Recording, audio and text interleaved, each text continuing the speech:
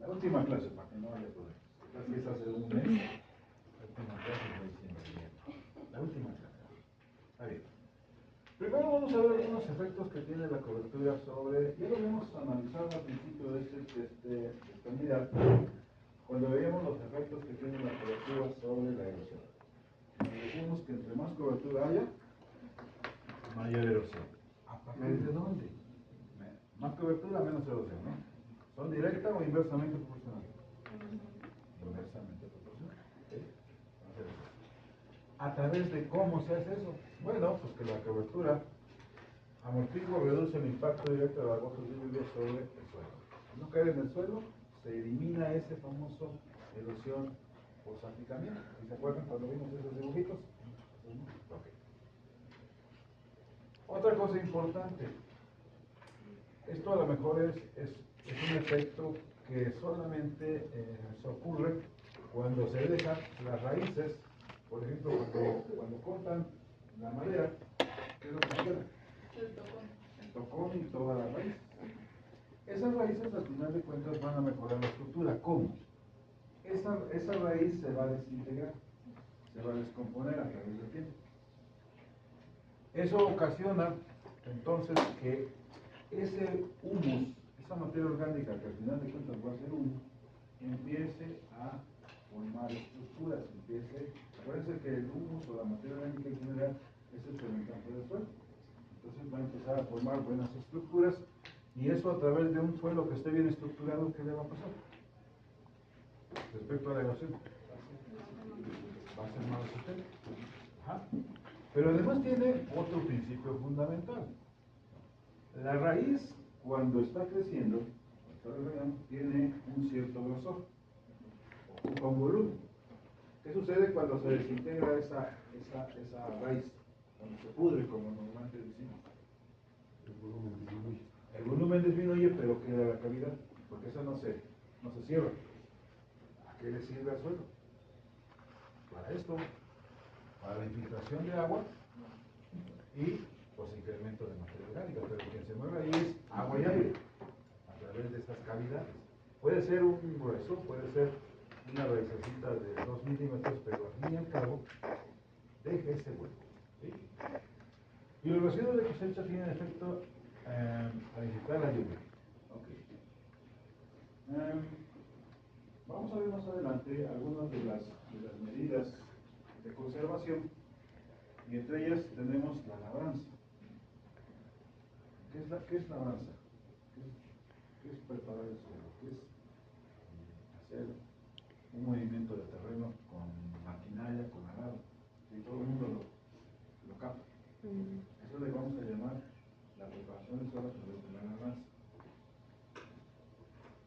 Pero ¿qué sucede cuando tenemos esa labranza convencional que ahorita conocemos y aquella donde solamente se mete una vez la labranza, ya sea con una yuta o ya sea con un tractor, y se dejan los rastrojos sobre el terreno? Por ejemplo, en un sistema de bosque, ¿qué es lo que hay debajo de un bosque de pino?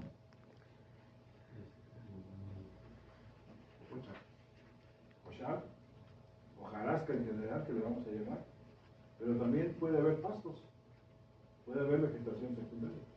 ¿Cómo le llamamos eso? ¿Cómo lo ven? Sotobosque. Sotobosque, vamos.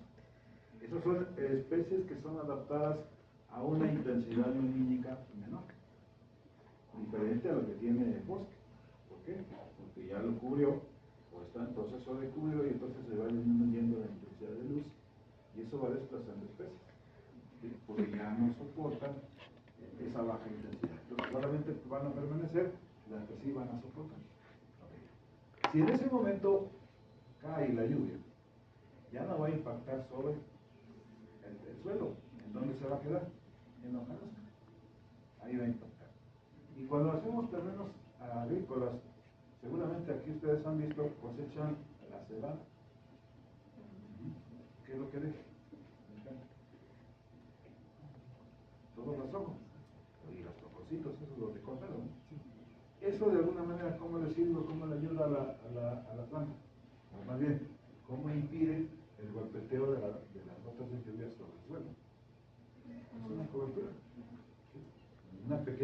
cobertura incipiente, si ustedes quieren, pero sin cobertura. Y eso tiene un efecto. ¿Ok? Bueno.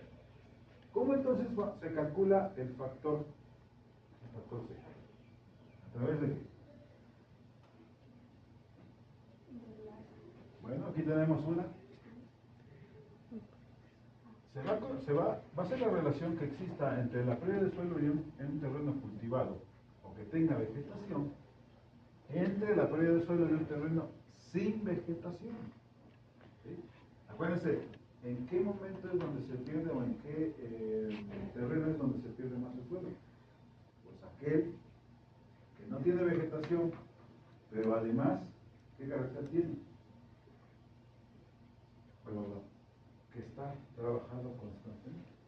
Entonces la referencia va a ser ese es el comparativo, digamos, ese es el patrón, todos contra eso.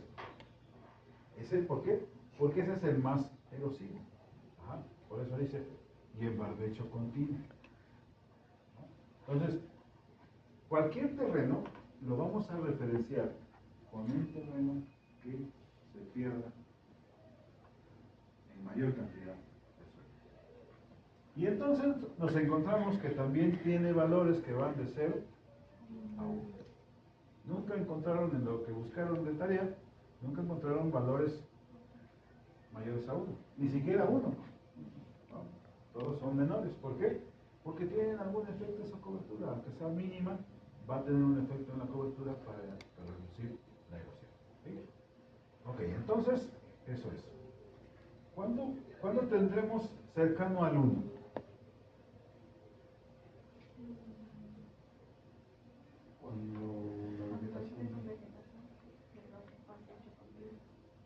Cuando la vegetación sea muy rara o prácticamente no haya, ¿sí? Entonces ese va a ser cercano. ¿Y cuándo es cercano a 0? Sí, encontraron valores cercanos a 0. Punto 0, 0, 5, punto 007. Un bosque maduro totalmente de pino tiene ese valor, más o menos. ¿Sí? Ok. Aquí dice, valor de 1 cuando el terreno está sin vegetación y en barbecho continuo. Ajá. Y tiende a 0 cuando aumenta el porcentaje de cobertura y el tiempo que dure su existencia. Eso va a ser muy importante. Y entonces, de ahí tenemos entonces los famosos, se derivan los tipos de cobertura. ¿Qué tipos de cobertura tenemos? Por la duración. Permanentes. La cobertura por duración, por tiempo de estar en el terreno. Arborea. Arborea. ¿Otra vez? Arbórea. Arbórea, sí, ok. Arbórea. Pero, ¿cómo le llamamos a esa cobertura arbórea? ¿Permanente? ¿Permanente o temporal? Permanente. ¿Sí? Va a durar, ¿cuánto? ¿Cuándo se dice que es permanente? Cuando dura 3 años más. ¿Ah? Entonces vamos a ver, aquí vienen los tipos de cobertura, que son permanentes. Ajá. Y como permanentes vamos a encontrar los pastizales, los bosques. Ese bosque cuando tiene una cobertura mínima de entre 30 y 40% durante muchos años.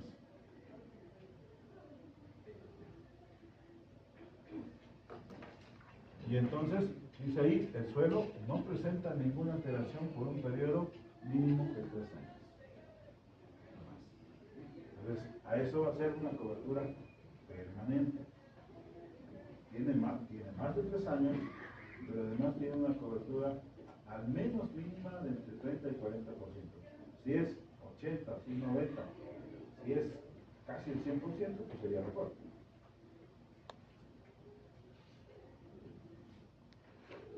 Avísenme cuando falten 10 para una. ¿Sí? Mentira, conectar. Luego tenemos el otro tipo de cobertura que son la cobertura temporal. Y eso creo que por el simple nombre, sabemos, temporal, ¿a qué se refiere? ¿Qué significa? A la duración del cultivo. Entonces es un cultivo, ¿sí? Por eso dice, para zonas de cultivos, cobertura global con el tiempo, durante 1 o 2 épocas al año.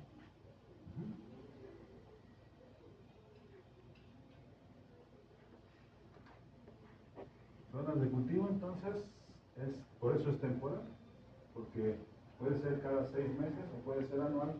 En condiciones de temporal, pues es anual. Solamente se siembra en el periodo de lluvias. El resto se queda sin cobertura. O la cobertura que queda ya no es la misma que cuando está el periodo de crecimiento.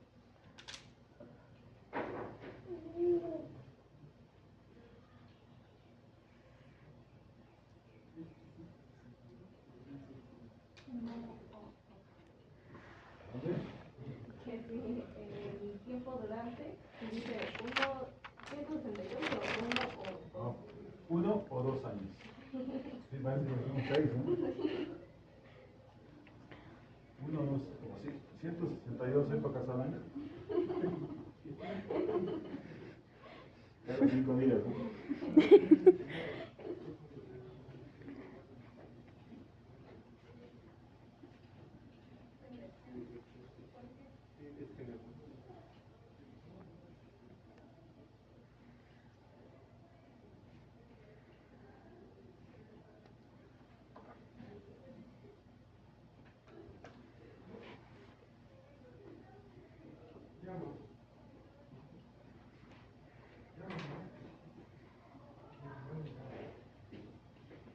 ¿Cuáles son las variables que afectan el valor de C en cobertura permanente?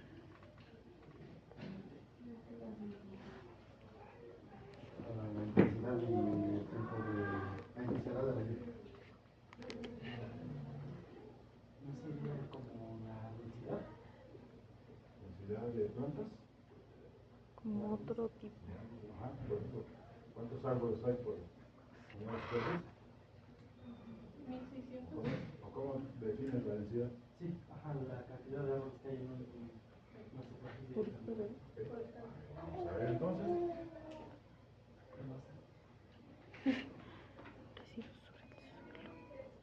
Primero tenemos el porcentaje de cobertura. Y aquí tenemos, vean ustedes. Cuando tenemos 0% de cobertura o menos cobertura, ¿qué pasa con la erosión? Es algo. ¿Qué sucede a medida que se va incrementando la cobertura? Pues va descendiendo, ¿no? ¿Es directo o inversamente proporcional? Proporcional. ¿Inversa o directa? Inversa. Inversa. ¿Recuerdan ustedes cuando es directa, cómo crece? ¿Sí? Porque los dos crecen. Pero esto no puede ser, en este caso no se da, es inversa. ¿Por qué? Porque al crecer uno, decrece el otro. Entonces es inversamente proporcional. Directo es cuando los dos crecen al mismo tiempo.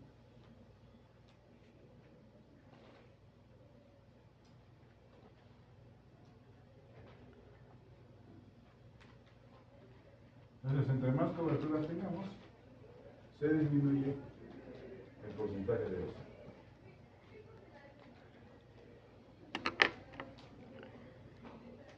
Aquí es 2, aquí es 3, aquí es 4. La siguiente variable que tiene efecto sobre efecto de la cobertura sobre la erosión es la altura del follaje. ¿Por qué? Podemos tener dos tipos de situaciones. Uno donde tenemos aquí un bosque con unos árboles muy grandotes, de este tipo, está la raíz. Y en otro lado donde podemos tener un bosque con unos árboles pequeños. La pregunta es, ¿dónde podrá haber efecto erosivo más? En estas dos circunstancias. Bueno, esto es ahí porque la cabeza es grandota. Es proporcional, no se les olvide. Que siempre hay una proporcionalidad entre la altura o el tamaño de la parte aérea con la raíz. Claro, a lo mejor no tiene ni tiene 20 metros, a lo mejor la raíz no está a 20 metros. Porque ¿para dónde crecen las raíces de los árboles? ¿Crecen todos para abajo? La mayoría crecen de los otros. Y solamente algunos va para el cuerpo. Exactamente. Todo es decir un ejemplo. Todo es decir en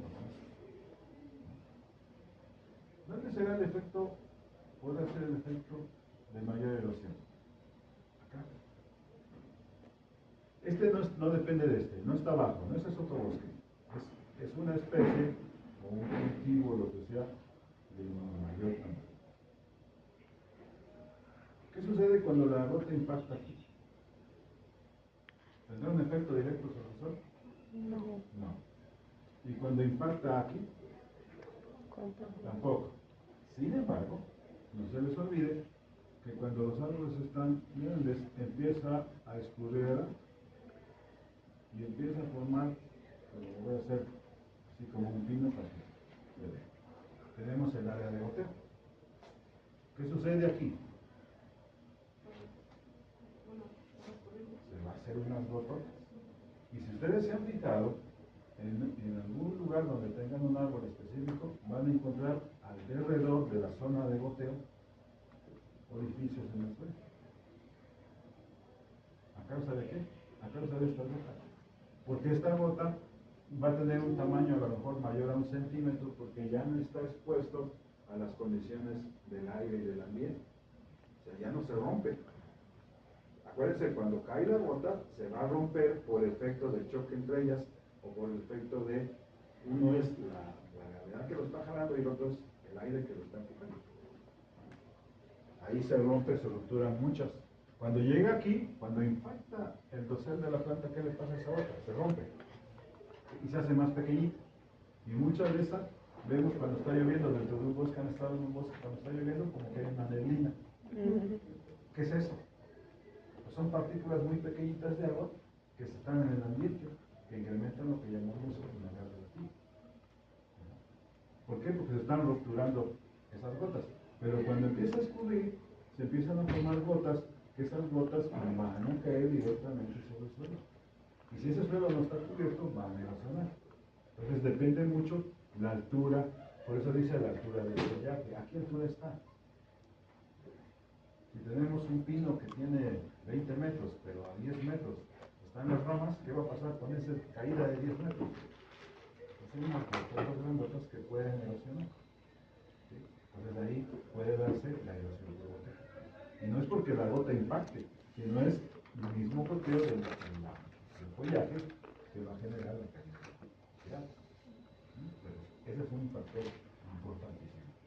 El otro, entonces, este es el que va a amortiguar más directamente porque su descubrimiento va a ser insignificante, entonces va a depositar el agua sobre la superficie más fácilmente. Este sí lo intercepta, pero después tiende a escurrir. Y tiene a escurrir unas gototas grandotas que van a impactar directamente. ¿Qué es la vegetación secundaria? Pues la que va a crecer aquí. Si este árbol abajo tiene una vegetación secundaria, un sotobosque, ¿qué va a pasar con este goteo? ¿Le va a afectar?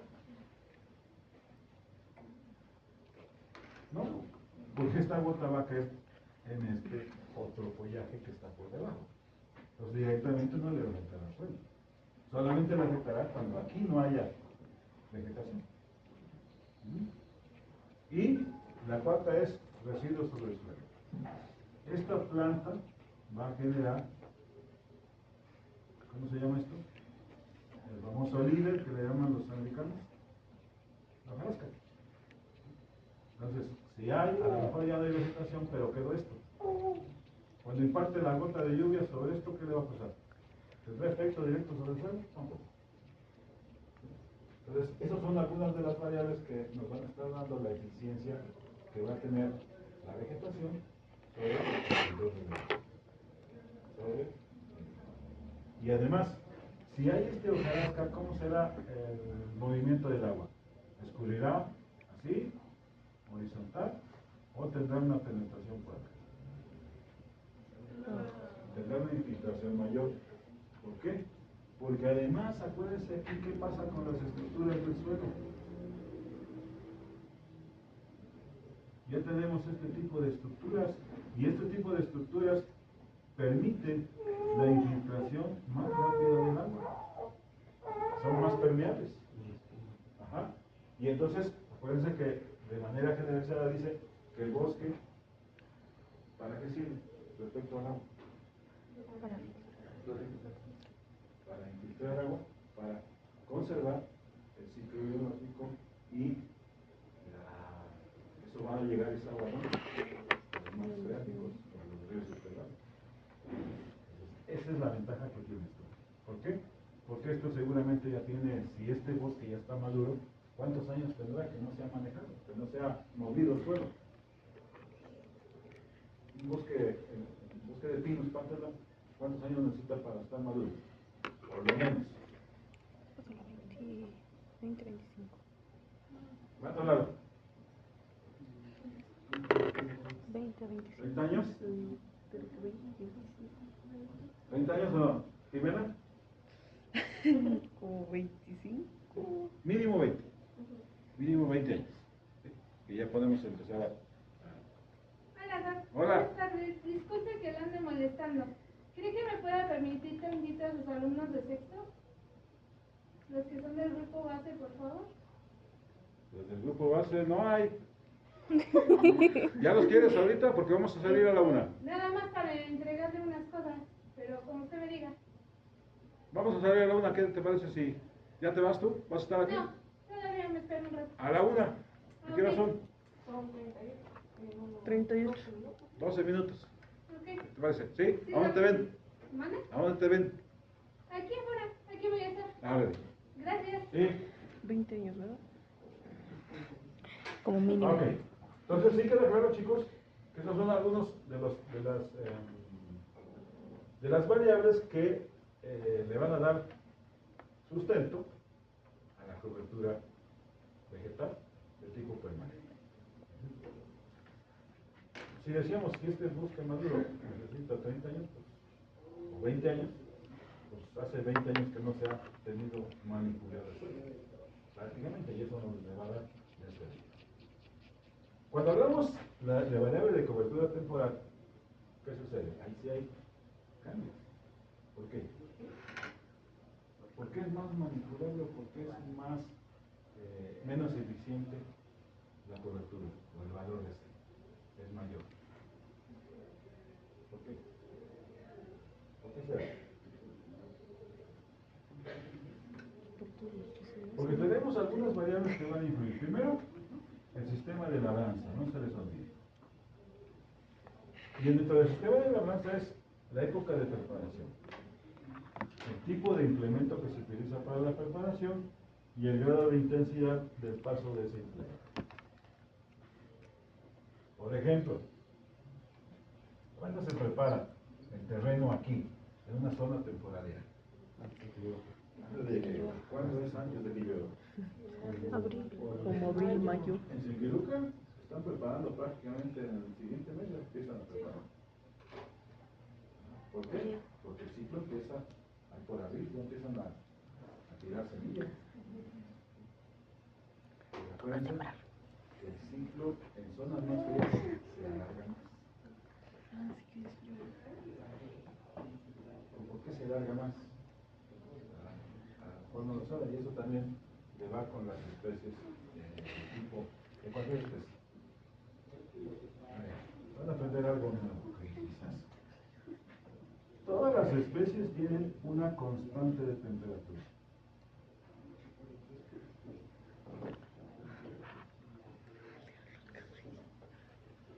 ¿Qué es la constante de temperatura? Es la suma de grados Celsius desde la germinación hasta la maduración. La suma. O sea, este día hubo 10 los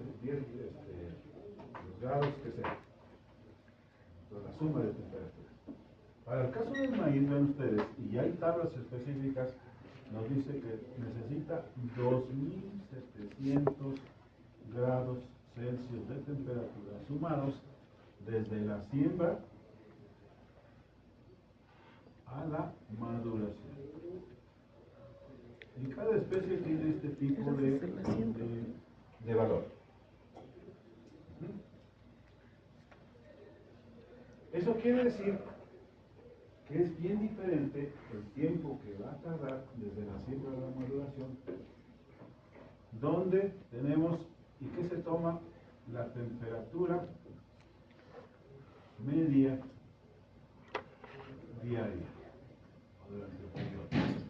¿Cuánto será la temperatura media aquí en Tulancingo? ¿La media? A veces es la extrema. La media es mucho más baja. 17. Como 17, 16 grados. ¿Sí? Bueno, vamos a ponerle 16 grados. ¿Cuál será la temperatura? Tulancingo. ¿Cuál será la de Singiluca? Pero ¿Más frío? hace más frío. ¿Sí? ¿Cuántos grados? Como ¿Unos 13? 12, 13 más o menos. 12, 13. Vamos a ponerle 12 grados Celsius. Y vamos a ponerle aquí cerquita, zona ya media semitropical de Pahuatlán. ¿Cuánto será la media? Como 18 grados o 19 grados. Pahuatlán. Pahuatlán. 18 grados. La constante no cambia en cualquier ecosistema, chicos. La planta tiene que ajustar esa cantidad de grados, sumados todos, diarios. Sumar, diario, sumar. Hubo 15, 15, 15, 15 y todo. Ok. Pues vean ustedes, ¿cómo se saca el tiempo o el periodo de crecimiento de siembra a maduración? Pues simple y sencillamente es el total de grados entre la media, 16 grados Celsius. ¿Cuánto me da esto?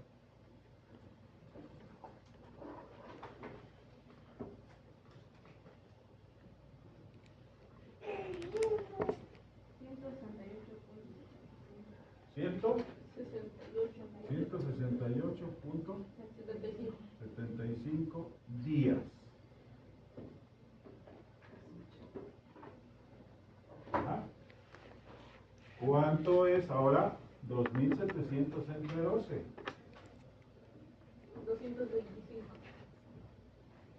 225 días. Esos 2.700 entre 18. 150 días. ¿Se dan cuenta que si a menor temperatura hay, qué pasa con el tiempo? ¿Es mayor? Por lo tanto, en las zonas altas, donde hace más frío, siembran más pronto y cosechan más tarde. ¿Sí? Todavía comí elotes en el En medio. las zonas tropicales, ¿qué pasa? Siembran pronto y cosechan más tarde. Cosechan más tarde que lo normal y en un periodo más de tiempo. ¿Por qué? Porque todos los cultivos en cualquier tipo de ecosistema van a tener que acumular esa cantidad de grados que se llama constante de temperatura. Y hay para cada cultivo. Entonces, por eso es que cuando ustedes quieran, ¿cuánto me va? ¿Cuánto dura aquí el ciclo de cultivo? Ve nomás las constantes, no, aquí 3 meses, 4 meses ya salen, ¿no? Una zona tropical. Tuxpan, Veracruz o Salud. ¿Por qué? Porque la temperatura media es de 20 o 22 grados Celsius. ¿Sí? Imagínense con 22, ¿a cuánto baja? 2.700 entre 22.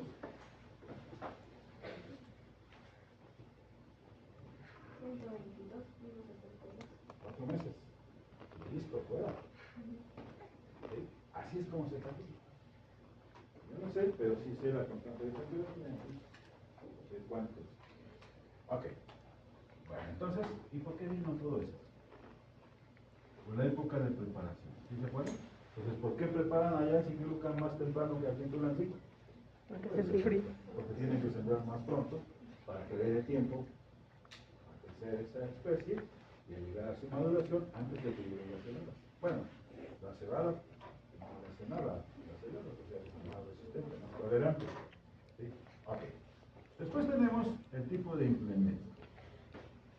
Será lo mismo una rastra de discos así chiquitos, están jalados rastra, o un discote así grandote. Este mide como cuánto mide la rastra, ¿sí la conoce? Ujú. Como 20 centímetros, ¿verdad? Un poquito más. Pero ¿cuánto penetra? Entre 15, 12, 18 centímetros, no más. Pero uno que tiene solamente tres discos grandotes de 40 centímetros, pues ese sí va a rascar hasta más, ¿no? Entonces a eso se refiere el tipo de implemento que se va a tener. Lo otro es, por ejemplo, al lado de que es torcaballes, al lado de vertedera que le conoce. Ajá. Y el siguiente es el grado de intensidad. ¿Cuántas veces pasa la maquinaria en un terreno? Allá por tierra, Irineo. ¿Cuántas veces pasan en un terreno que van a preparar? ¿Sí te has fijado? No, las veces que sean necesarias, Pero ¿cuántas sean más o menos en promedio las necesarias? unas 4 o 5 Unas 4 o 5 pasadas. ¿Qué pasa con ese?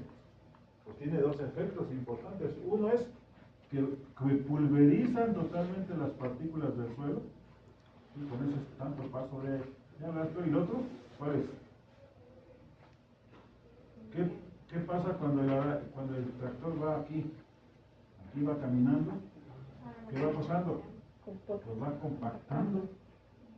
Y muchas veces no se alcanza a descompactar este suelo, o sea, va a quedar una parte que permanentemente se está compactando. Eso nos genera, ya lo vimos, una capa semipermeable que se llama piso de agua. ¿Sí, de acuerdo? ¿Sí lo vimos o no? Sí. Díganme la verdad, ¿eh? Sí, sí. ¿Sí lo vimos? Sí, sí lo vimos. Piso de arado. Ajá. Entonces, eso es lo que está. Primero, y si el terreno está muy descompactado, partículas por separado, ¿qué va a pasar si en ese momento llueve? Se ve oscuro. O sea, no tiene cobertura y además le cae una lluvia. Una parte de ¿vale? Bueno, eso es, digamos, el sistema de labranza en 100 minutos. Entre más labranza tengamos para los alumnos, eso es mejor, porque preparas perfectamente el suelo para que haya una buena germinación. Desde el punto de vista de conservación, eso es malo, porque estás exponiendo al suelo a que el viento se lo puede llevar también, el agua se lo puede tomar, el agente erosivo más fuerte, pues llueve y se va. Ya son 10. Entonces, perdón, pero aquí vamos a parar, ¿vale?